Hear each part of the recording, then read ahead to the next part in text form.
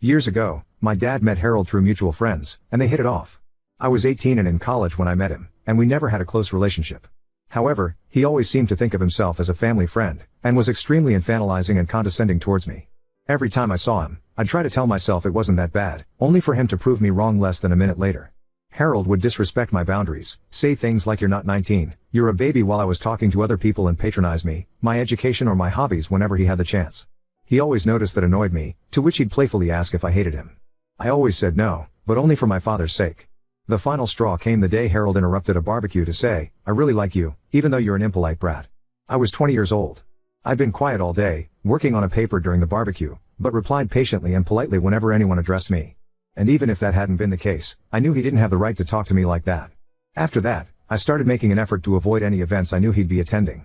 Yesterday was my father's girlfriend's birthday. They threw a small lunch party at my dad's apartment. I went there with my fiancée and our 6-month-old son. Harold was there. I hadn't seen him in months, but he still talked to me as if I was a dumb child. Never mind that I'm engaged, a mother, and 26 years old. I spent the whole party ignoring his helpful advice about me being too young to get married or be a mom. It helped that most of the other guests seemed to disagree with him. My baby spent most of the afternoon sleeping. There's a bassinet in my old room. He woke up hungry, so I went to breastfeed him and excused myself from the party for a while. I got back to jokes and comments, all from Harold, about how I was probably struggling if my son was managing to leech me away for so long. He went on to interrupt a conversation I was having with another of my dad's friends to question pretty much everything about my parenting. He doesn't even have custody of his daughter, by the way, and to make more comments about my age. I decided I couldn't take it anymore after he asked if I'd thought about giving my baby up for adoption. I got my son and told my fiancée we were leaving. We said goodbye to everyone except Harold. When we got to the door, Harold came to ask why we were leaving. I tried to make up an excuse, but he kept trying to make us stay. After a small back and forth, he jokingly asked if I hated him. And this time, I said, "Yes, I do. Can we go now?" He didn't say anything, and we left. On the way home, my fiancé said he was proud of me. My father called this morning to say the opposite, and we had a small fight, but ultimately decided to drop the subject. I'm sure this isn't over, but if it keeps going, it won't be because of me. This is far from my proudest moment, and a small part of me regrets it, but I'm done with that guy. Edit, Jesus Christ Superstar, that's a lot of comments. To answer some common questions, I don't think Harold is in love with me. Harold didn't tell me to give up my son. He asked if I'd thought of doing so when I got pregnant. It was still an awful question, especially since he interrupted a conversation I was having with someone else, my dad's girlfriend's pregnant friend, who was asking about my own pregnancy and delivery, to ask it. I don't like making a big deal out of things unless necessary. If I'm uncomfortable, I leave. If I don't like someone, I avoid them. It's usually less stressful. The fight between me and my father ended when I told him about the adoption comment. I don't think he gets that's not the only reason I left, but it was definitely what broke the camel's back. I really don't need my father to stop being friends with Harold. He's a grown man capable of making his own crappy decisions. I never told my dad I hated Harold because I never thought I had to like him in the first place. He's my father's friend, not mine. And I've been distancing myself from Harold since I was 20, meaning I haven't seen him much in the last 6 years. My fiancée was on the other side of the room and wasn't listening to Harold's comments. I filled him in when we got to the car. He's 100% on my side. Update 1. I'll start by addressing the, very frequent, assumption that Harold has feelings for me. I really don't think that's the case. His comments always came out as annoying and condescending, but never sexual. But I will say that your comments scared the shit out of me. And the fact that the general consensus was fuck Harold was weirdly heartwarming. I also want to add that, while I did regret what I said a little bit, I never doubted I'd done the right thing. I think most of my regret came from the fact that my 8 years of keeping the peace were over. It took some time for the relief to sink in. Truth be told, I've been wanting to do this since the barbecue incident, which was when I went from "I don't like that guy" to "I can't stand that guy." My father called Harold the day after I made my previous post. When confronted about the adoption comment, he tried to twist it as him being genuinely concerned about me being a mom so soon, and that he didn't think I knew what I was doing. He did apologize to my father. I don't buy any of that. The next day, my dad told me about the call. He said I should forgive Harold for what he thought was an honest misunderstanding. He also told me I should apologize too, since I'd overreacted by telling Harold I hated him for such a small reason. Many of Harold's past comments were made with my father close by. It often happened in the middle of conversations with our people, so he'd be too distracted to register them. He also wouldn't notice them most of the time. My dad doesn't pay enough attention to anything that doesn't either concern or anger him, and he'll most likely forget it until he gets angry at something else later anyway. He's like a meth head goldfish. We also have different definitions of what's offensive, so he'd never think they were a big deal. I told my father I wasn't exaggerating when I said I hated Harold, and that the adoption comment was far from being the only reason. I listed most of the condescending treatment and comments I could remember, including the ones from the party. He didn't remember any of them. I made it very clear that I'd hated Harold for years prior to the party, and that I had nothing to apologize for. I then stated that I'm no longer coming to any events Harold is invited to. My father doesn't need to stop being friends with him, or even stop inviting him to stuff, but he can no longer expect me to show up as well. I will ask him beforehand, and if he lies, I'll leave. My father called me dramatic, but I pointed out that I've been avoiding Harold for 6 years now and no one even noticed, so it clearly wasn't a problem. I've only seen him a handful of times since the barbecue incident, and only twice for more than a few minutes, the lunch party last week and another party back when I was pregnant. It clearly didn't ruin my father's life. I'm not obliged to like his friends any more than he is to like mine. There was some back and forth, but he agreed to my terms. We spoke yesterday about something else, and he mentioned Harold was upset. I ignored that. I'm not going NC with my father. Yes, I'm very well aware he's an asshole, and I came really close to cutting ties with him in the last few years, but I ultimately decided it wouldn't really fix anything. Maintaining my relationship with him has gotten a lot easier since I moved out, as we only see each other a couple times a month. He gets frustrated that I don't call or text much, but doesn't complain about it anymore. I don't see the point in going NC with someone who no longer has any say in how I live my life. I'd rather just take note of what my father did wrong when I was growing up and then make sure to raise my own kid differently. He's on thin ice, though, and has been for some time. He's not allowed to babysit, mostly because I don't trust him to spend more than an hour alone with a baby without falling asleep on the couch. I began pushing for him to start doing therapy back when I got pregnant, and he finally got started back in June. His behavior around me and my younger sister, who still lives between our very divorced parents, has improved a lot since, and I've made it clear to him that he won't be allowed near my son if he stops attending. This is the first time in my life my father has improved his behavior. It's hard to be hopeful, but I'm trying.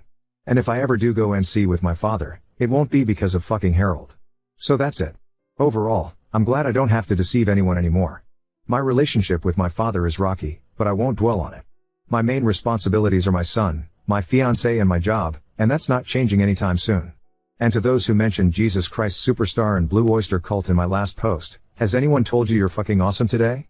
Because you are. Update 2. These past few months, I've been caught up in raising a toddler, getting married, yay, working like crazy and rewatching Supernatural. Needless to say, I've been busy. Openly avoiding Harold has been working pretty well. My father has been respecting my boundaries.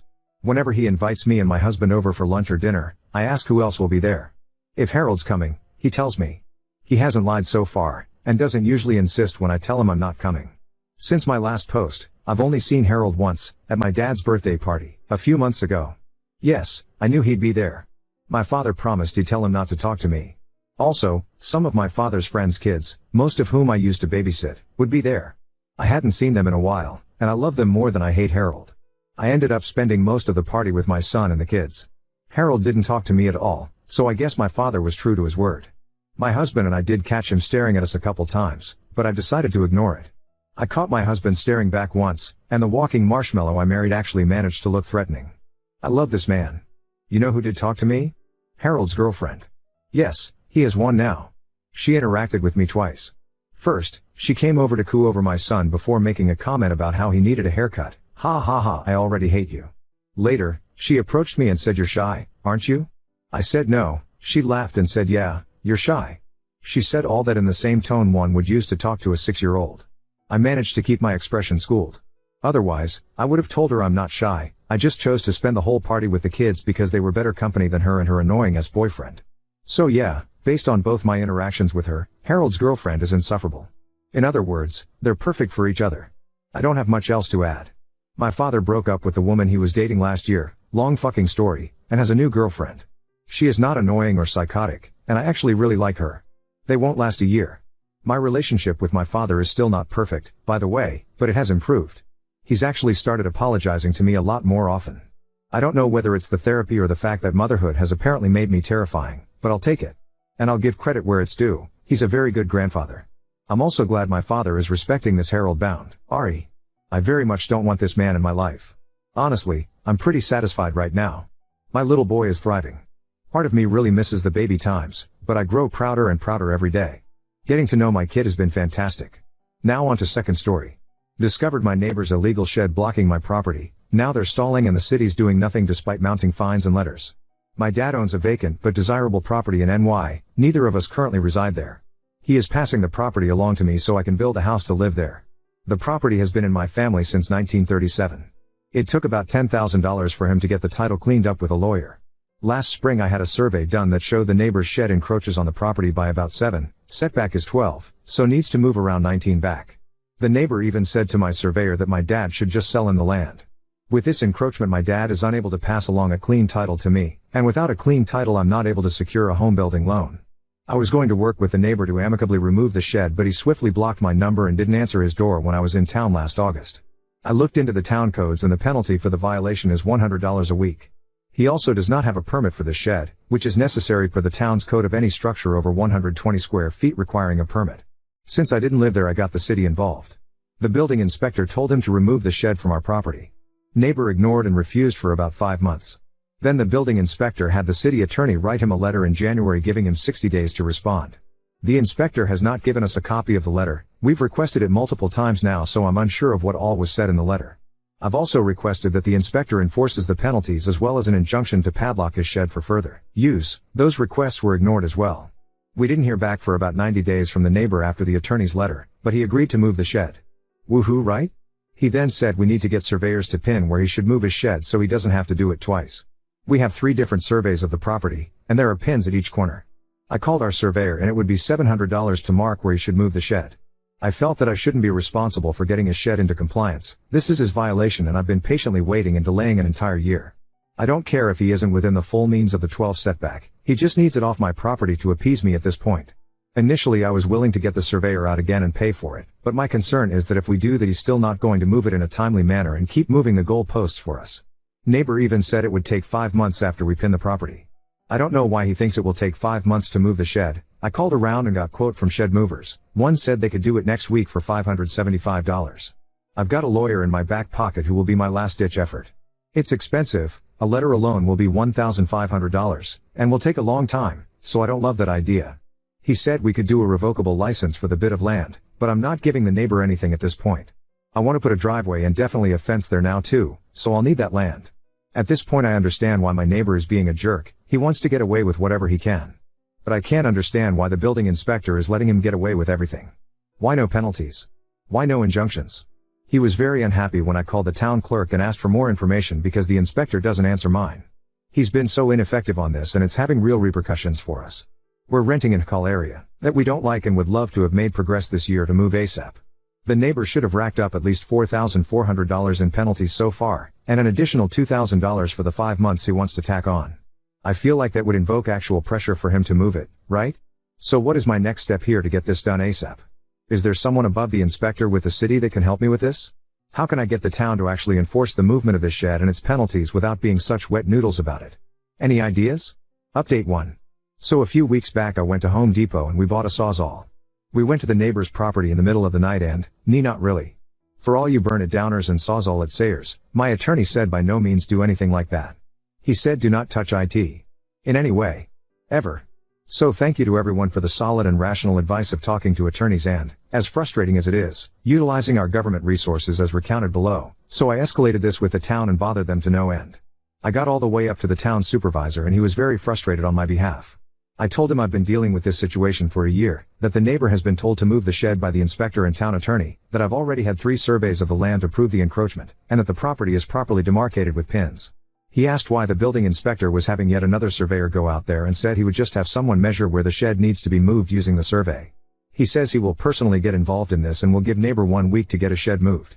I get a call back with him later that day with a junior building inspector, taking direction from the senior inspector while he's out of town, on the line and womp womp. He totally changes his tune. He said I have to get a surveyor to go out there to pin the property line again, but specifically next to the shed. They could never answer me why it was my responsibility to pin a specific spot on my property for a shed that shouldn't exist there in the first place solely for the benefit of the neighbor figuring out how far back to move his shed to get it into compliance. I'm fuming now, and I also figured out that the senior inspector forgot that I had sent him the 3rd survey showing the encroachment in the spring, which should have began the penalty violations. He also didn't provide that to the neighbor who needed it and had been asking for it. He just thought I didn't provide the survey. Even the junior inspector was embarrassed and frustrated for his lack of help and thoroughness with my case. At this point I'm still adamant that I don't want to get another surveyor out there, it will just take too long. I talked to a lawyer that would be less expensive than a surveyor and pretty much said this was a slam dunk win that would enforce the removal ASAP. We're still trying to tread lightly though so we don't piss off my future home's building inspector too much with the threats of using an attorney, but we desperately need results. My dad's an engineer and comes up with an idea that we present to the junior inspector. We'll use the shed as the property line pin to mark the setback for the neighbor. The shed is shown on the survey and we can see where the property line crosses through the shed, so we just need to measure and mark those places IRL. It's stupidly simple and similar to an idea I mentioned months ago about measuring the setback from the shed, but they approved it. I used the survey's CAD files to set up the measurements for where to pin the property line and 6 setback lines. In my last post the setbacks were at 12 but changed at some point that month. Another piece of important information that the building inspector forgot to mention to me: when my dad and husband went out to go mark the shed using Lee Neof's site, they met up with the neighbor and he was so unbelievably nice. Mind you, we've all been blocked, ignored, had our no trespassing signs taken down, and been told in the past that we should just sell him the property. Now he's making friends with my husband, giving him a tour of his house, talking Scotch, sharing contractor info with him, etc. I'm baffled hearing this and don't trust it but welcome it for the moment.